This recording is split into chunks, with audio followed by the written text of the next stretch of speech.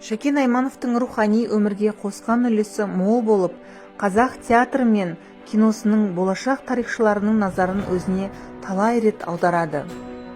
Шәкен Кенжетайұлының есімі республиканың мәдени өмірінде мәңгілік алтын әріптермен жазылған. Ол халық құрметіне бөленген қазақтың әйгілі актері, режиссер, КСРО-ның халық артисі, Қазақфильм киностудиясының жетекшісі, режиссер әрі актер Шәкен Айманов көп қырлы тұлға болды. Шәкен Аймановтың фильмдері қазақ кино өнерінің даму жолында алғашқы болып түсірілген. Жанрлар бойынша фильмдер әртүрлі болды. Махаббат туралы поэма трагедиясы, Даланың қызы драмасы, Тақиялы періште киноповесі және басқалар. 1938 жылдан бастап Шәкен Айманов кеңес кинофильмдеріне түседі.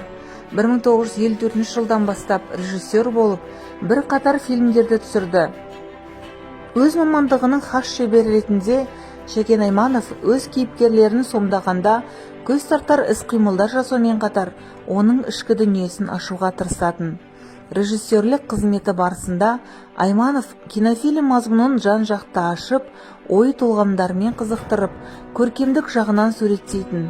Дарынды актер, шебер режиссер қазақ киносының негізін қалаушылардың бірі болып, қазақ өнерінің жанданып, дамуына үлкен үлесін қосты.